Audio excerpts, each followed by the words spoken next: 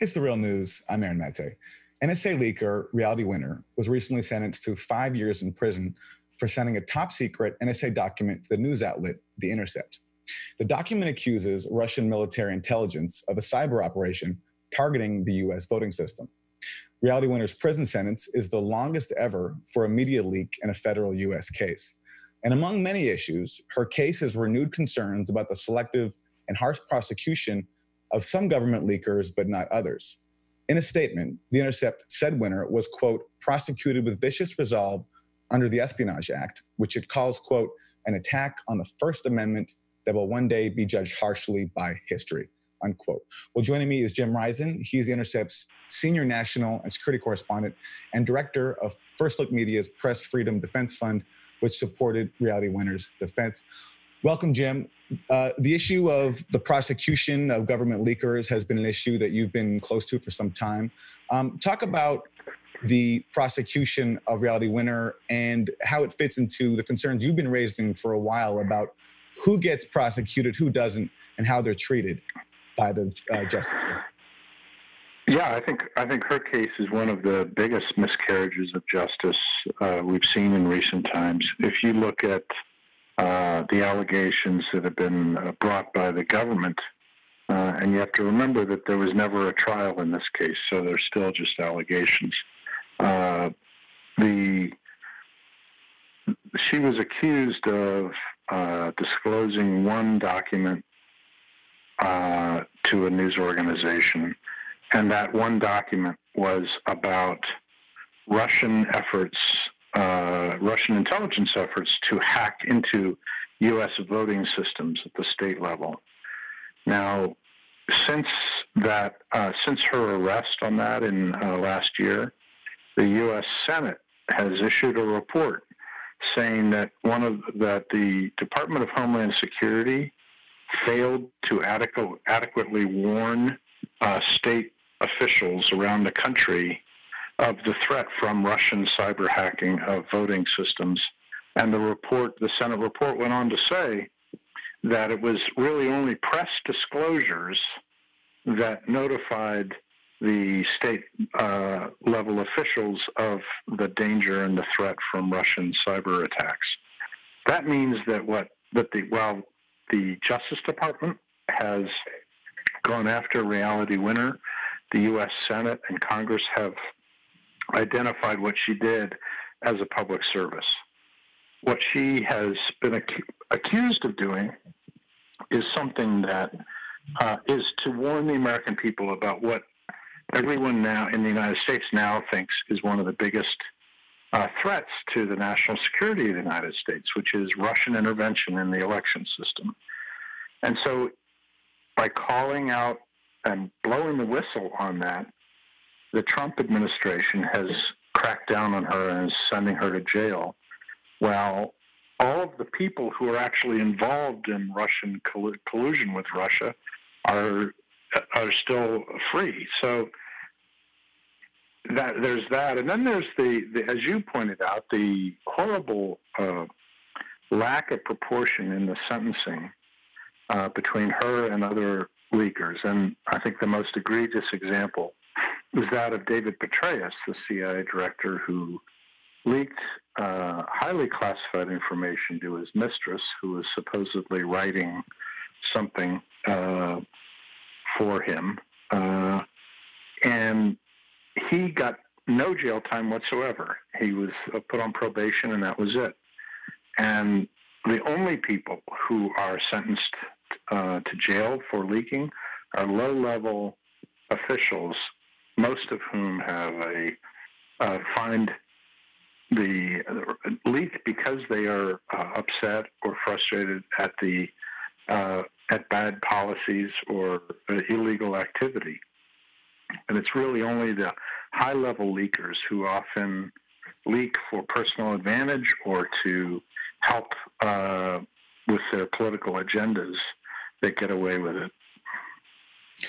Okay, Jim. So I have no disagreement with what you say there about the double standards at play in terms of the selective prosecution and also just the harsh treatment in this case. 5 years in prison.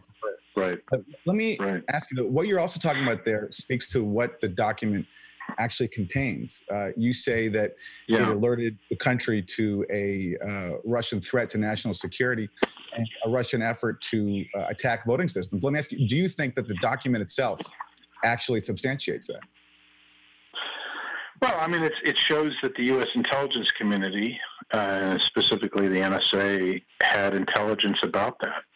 That there was, I mean, you can debate whether or not the U.S. intelligence community knows what it's doing, and I'll be happy to debate that because I've been a critic of U.S. intelligence for 20 years. But what it did say was that the U.S. intelligence, namely the NSA, had evidence that GRU hackers were attempting to hack into a contractor for voting systems that were used at the state level, and also trying to hack personally into state election officials around the country. Now that is something, frankly, that should not have been classified. That should have been a public warning issued by the U.S. intelligence community to states around the country. And for the most part, those kind of things usually are, the government does warn people about cyber attacks.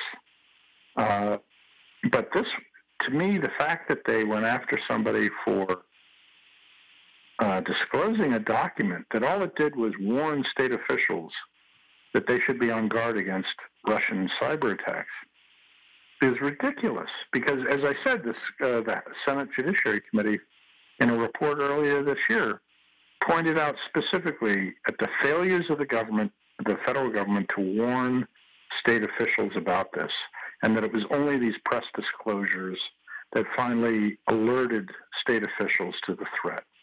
And if that's, to me, the definition of a public service act of whistleblowing.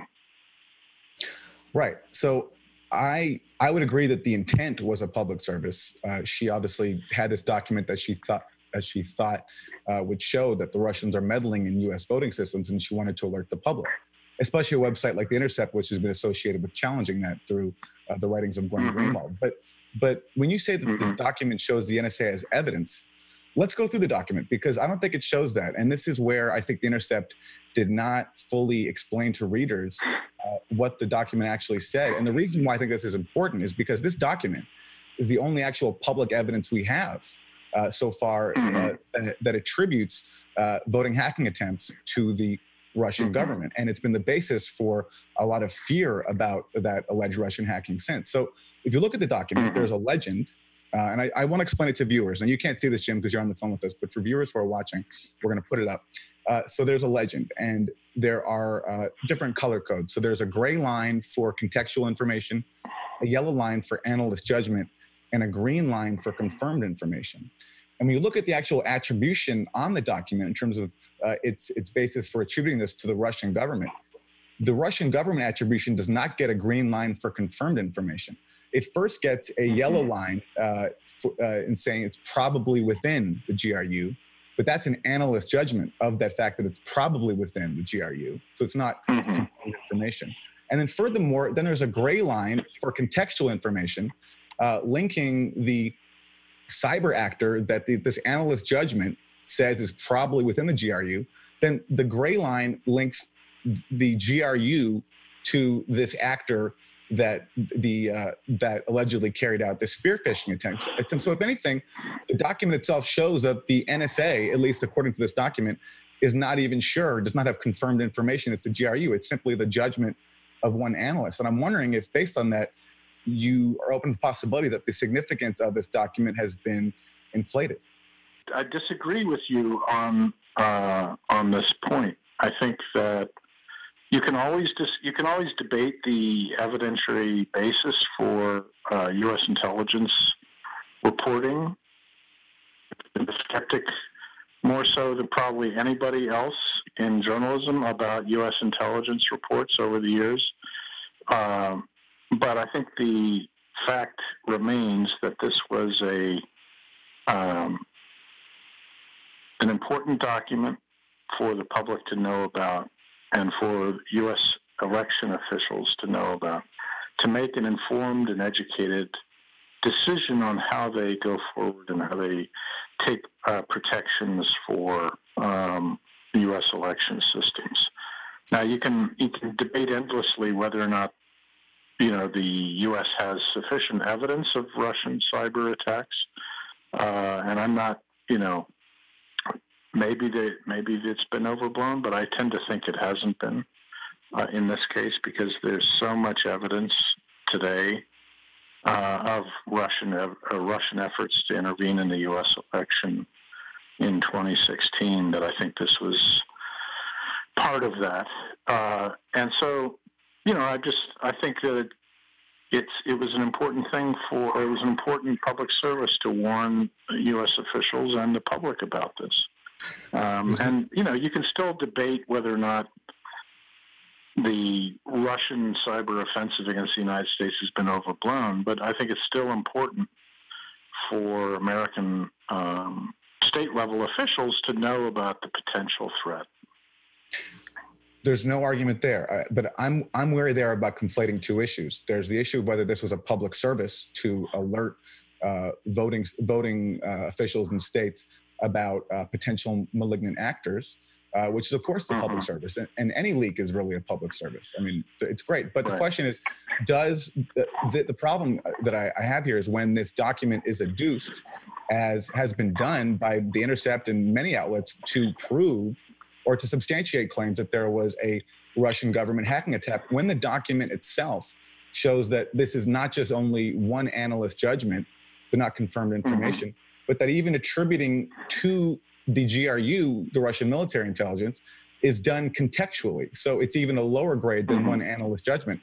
And so if anything, it proves, I think, actually the thin evidentiary basis for all these claims, which you seem to be taking on face value, that the Russian government is I'm not meddling taking anything on face value, and I, as I said, I've been a skeptic about U.S. intelligence for a long time, and but I am also able to hold two competing thoughts in my head at one time. One is that I know institutionally, the CIA, the NSA, and other intelligence agencies make lots of mistakes.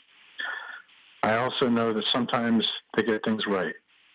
And so I am able to parse things myself and look at the evidence on a case-by-case basis. And I don't hold a view one way or the other that everything the NSA or the CIA says is true, or that everything they say is false.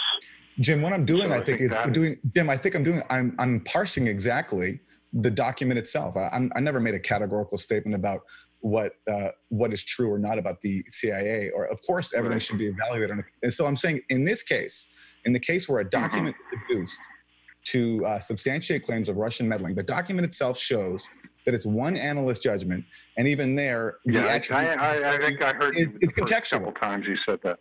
So what I'm saying is, before. So we just disagree on this point. So I think it was an important document to be published. It was an important document to be written about. It was a public service to have it disclosed. I don't think it's the last word on the issue of Russian cyber attacks on the U.S. I think we need more evidence one way or the other to prove what's really going on. And I don't think anybody has said that this is the last word on it. So I'm open to more not, evidence. But it's been the basis for it. And that's my concern with the reliance on it. Because again, as I've said now several times, the document itself, I think, shows just how thin the evidentiary basis is. Let me also, on that front, I don't think that's correct. I think you're saying that this is the end-all and be-all of all I'm evidence. not saying that. I don't think anybody is saying that. Would you agree that this document has been the basis for all subsequent reporting about in terms of? It's not. Well, in terms of subsequent, there's been a lot of other reporting on Russian cyber attacks on U.S. election systems. Would you agree it's the only public evidence of an NSA document that attributes this to Russia? Yeah, that was the significance of the document, and that's why it was published in the Intercept, because it was an important document.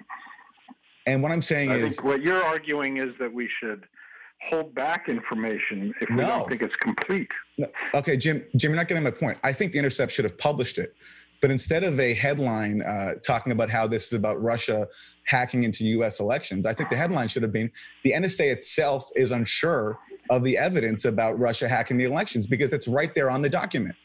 Well, I think that's your opinion of how the headline should have been written, which is fine. You can write a letter to the editor and complain about the headline.